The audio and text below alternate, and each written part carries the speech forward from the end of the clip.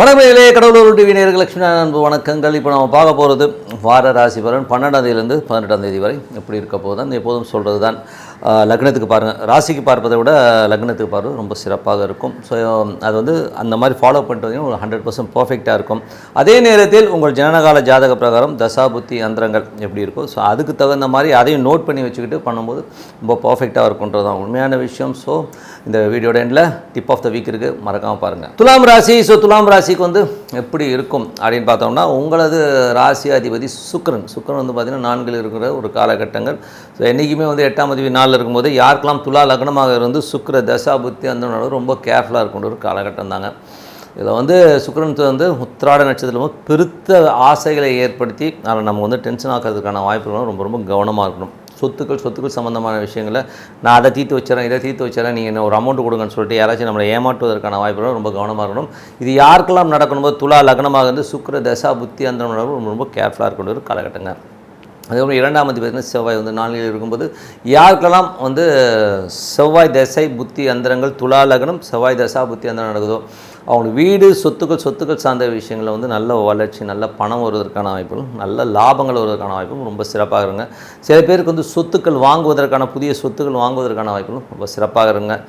So இதெல்லாம் வந்து துலா லக்னமாக இருந்து செவ்வாய் தசா புத்தி அந்த நடுவில் கண்டிப்பாக நடப்பதற்கான வாய்ப்பு ரொம்ப சிறப்பாக இருக்குது. 3ஆம் அதிபதியான குரு வந்து பார்த்திங்கன்னா உங்களுக்கு 7 இருக்கின்ற ஒரு காலகட்டம். கணவன் மனைவியோட ஜாலியாக இருப்பீங்க, சந்தோஷமாக இருந்தாலும் டே டு டே லைஃப்பில் வந்து சின்ன தகராறுகள் ஸ்ட்ரெஸ்ஸுகள். ஏன்னா குரு வந்து சுக்கிரனுடைய சாரத்தில் போகின்ற இந்த காலகட்டத்தில் சின்ன தகராறுகள் வருவதற்கான வாய்ப்பு உங்கள் அம்மா சார்ந்த உறவுகளால் வந்து ஏதோ பேச போய் அதனால் ஒரு வாக்குவாதங்கள் உங்கள் மனைவியோடு இருக்கிறதுக்கான வாய்ப்பாக ரொம்ப கவனமாக இருக்கணும். இதெல்லாம் யாருக்கு நடக்கும் துலா லக்னமாக இருந்து குரு தசா புத்தி அந்த நடவங்களுக்கு கண்டிப்பாக நடப்பதற்கான வாய்ப்பாக ரொம்ப கவனமாக இருக்கணும்.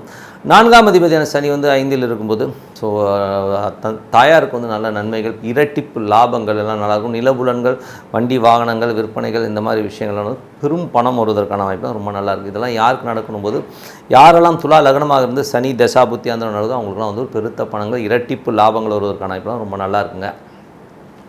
அதுக்கப்புறம் பார்க்கும்போது உங்களது 5ஆம் அதிபதி 5ஆம் அதிபதி சனி.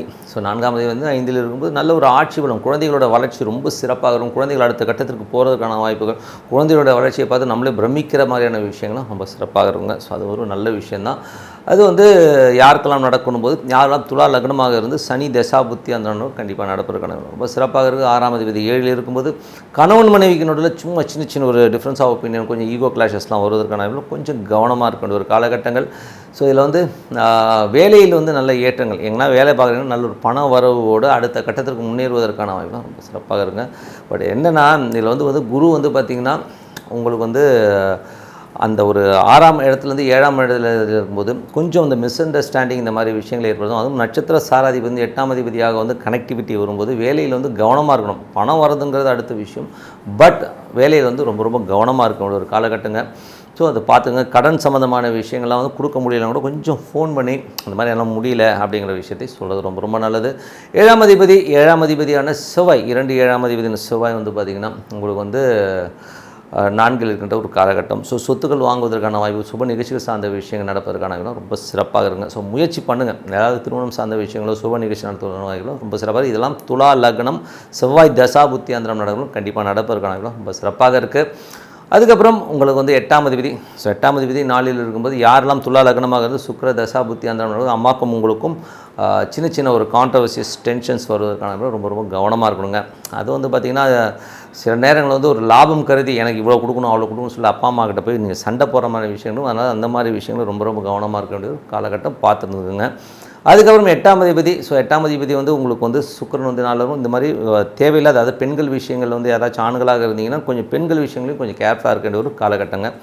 9. ஸோ உங்களுக்கு வந்து 9ஆம் அதிபதியான புதன் 4 இருக்கும்போது தந்தை சார்ந்த விஷயங்கள் யாருக்கெல்லாம் துலா லக்னமாக இருந்து புதன் தசா புத்தி அந்தரம் நடக்குதோ அவங்களுக்கு ஒரு நல்ல ட்ராவல் இருக்கும். ஸோ அடுத்த கட்டத்துக்கு போகிறதுக்கான ட்ராவல் நல்லாயிருக்கும். பட் இருந்தாலும் வந்து இதில் வந்து தாயார் சம்மந்தமான விஷயங்கள் வந்து ஒரு சின்ன சின்ன ஸ்ட்ரெஸ் வந்து போகிறதுக்கான வாய்ப்பு கொஞ்சம் கவனமாக இருக்கணும். மற்றபடி லாபம் இருக்குமானா லாபம் இருக்கும், பட் இந்த ஸ்ட்ரெஸ் கொஞ்சமாக இருக்கும். இதெல்லாம் துலா லக்னம் புதன் தசாபுத்தி அந்தரம் நடக்கும் கண்டிப்பாக இருப்பதற்கான வாய்ப்பு ரொம்ப நல்லாயிருக்கு.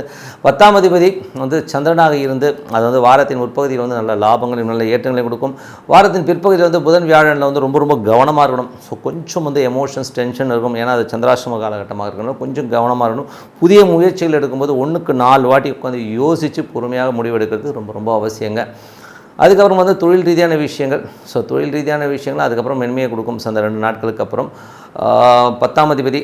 ஸோ உங்களுக்கு வந்து 10ஆம் அதிபதியாக சந்திரன் வந்து அந்த திங்கள் செவ்வாயில் மட்டும் எதுவும் ராங் டிசிஷன் எடுக்காமல் இருக்கிறத வந்து கவனமாக பார்த்துக்கிற ஒரு காலகட்டம். 11ஆம் அதிபதி சூரியன் ஒரு நாளில் போது சொத்துக்கள் சார்ந்த விஷயம் நல்ல ஏற்றங்கள் நல்ல லாபங்கள் வருவதற்கான வாய்ப்பு ரொம்ப சிறப்பாக இருக்குது.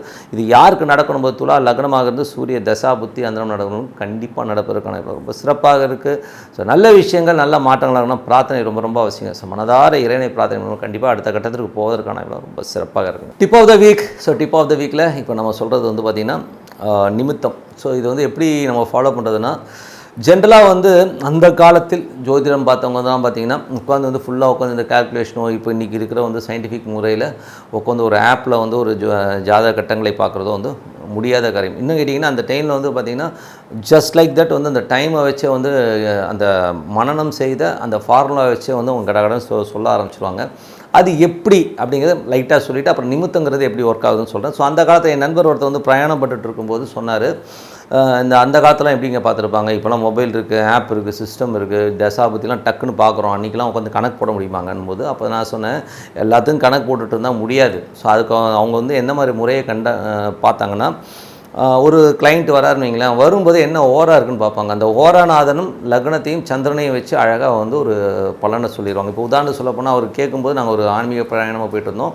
அப்போது ஒரு ஊருக்கு போயிட்டுருக்கோம். ஸோ அது பஸ்ஸில் ட்ராவல் ஆகும்போது சொன்னால் சரி நமக்காக பாருங்களேன் அப்படின்னாரு. ஸோ அப்போ நான் பார்க்கும்போது கரெக்டாக வந்து பார்த்திங்கன்னா மீன லக்னமாக இருந்து சந்திரன் 3ல் போயிட்டு இருந்தது. 5ஆம் பாவாதிபதியாக வரும்போது 3, 5 வேலை செய்துங்க. ஆன்மீக பிரயாணமாக நான் வெளியூர் போயிட்டுருக்குங்கிறது வந்து இந்த சந்திரன் சொல்லுது அப்படிங்கிற ஒரு விஷயத்தை நான் வந்து சொல்லும்போது அவர் பிரமிச்சு போயிட்டார். ஏன்னா அந்த ஹோரா அந்த சந்திரன் ஹோரா வந்தது. சந்திரன் ஹோரா ஆகும்போது சந்திரன் எங்கே இருக்குன்னா லக்னத்துக்கு 3 இருக்குது. 5ஆம் அதிபதி ஆன்மீக பிரயாணம்ங்கிறத வந்து கரெக்டாக சொல்லிடுச்சுங்க. அதே மாதிரி வந்து எல்லாமே வந்து நம்ம அந்த மாதிரி எடுக்க முடியும். ஸோ அது மாதிரி நிமித்தம் பண்ணும்போது ஒரு சில நேரங்கள் வந்து அந்த நிமித்தங்கள் வந்து நிறைய விஷயங்களே வந்து நமக்கு சொல்லிடுங்க. ஸோ ஒருத்தர் வந்து ரொம்ப என்ன சொல்கிறது,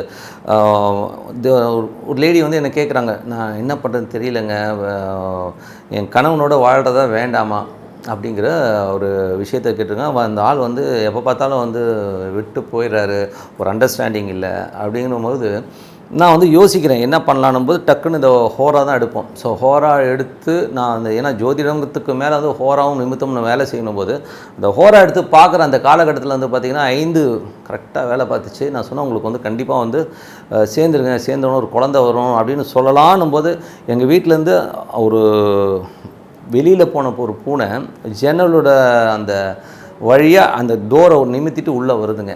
ஸோ அப்போ சொன்னேன் கண்டிப்பாக அந்த கணவன் வந்துடுவாருங்க, எண்ணி வந்து ஒரு மாதத்துக்குள்ளே பாருங்கள் எல்லாமே நடக்கும் அப்படின்னு சொன்னோம். காரணம் என்ன, நிமித்தமும் குழந்தைய கை காட்டுச்சு. ஸோ கணவன் இல்லாமல் எப்படி குழந்தை வரும்? ஸோ குழந்தை வந்துடும். அதே நேரத்தில் கணவனுங்கிறது இந்த பூனை வந்து உள்ளே வந்தது பாருங்கள், நைஸாக வந்து உள்ளே வந்து உட்காந்து வச்சு சாப்பிடணும். ஸோ இது வந்து கண்டிப்பாக வந்து வந்துடுவாருங்க, ஒன்றும் ப்ராப்ளம் இல்லை. ஸோ உங்களுக்கு வந்து குழந்தை குட்டியோட சந்தோஷமாக இருப்பீங்க அப்படிங்கிறது ஒரு சின்ன ஒரு நிமித்தம் வந்து நமக்கு அந்த விஷயத்தை சொல்லுதுங்க. ஸோ அந்த காலத்தில் வந்து இந்த மாதிரி நிமித்தங்களையும் ஹோராவை வச்சு ஒரு பெரிய ஒரு லெவலில் வந்து பண்ணிடுவாங்க. அந்த காலத்தில் வந்து அது ஒரு கோச்சாரத்தை வச்சுக்கிட்டு அந்த ஹோரா வச்சு அவ்வளோ தூரமாக சொல்லியிருக்காங்க, அவ்வளோ பர்ஃபெக்டாகவும் சொல்லுவாங்க. ஸோ அது வந்து நம்மளும் இப்போவும் கொஞ்சம் பண்ணுறோம். ஸோ அந்த டெக்னிக்ஸ் நம்ம ஃபாலோ பண்ணாலும் பட் அந்த காலத்தில் பண்ணுறதுக்கு வந்து எவ்வளோ நாலேஜ் இருக்கணும், மனக்கணக்கில் வந்து அவ்வளோ தூரம் பண்ணியிருக்கான்றது பெரிய விஷயம் சொல்லிட்டு உங்களிடம் விடைபெறுவது உங்கள் லக்ஷ்மி நாராயணன். நன்றி, வணக்கம். கடவுள் அருள் டிவியை பார்த்தமைக்க நன்றிகள். மேலும் இது போன்ற தகவல்களை தெரிந்து கொள்ள கடவுள் அருள் டிவியை சப்ஸ்கிரைப் செய்யுங்கள். மறக்காமல் பெல் ஐக்கானை கிளிக் செய்யுங்கள்.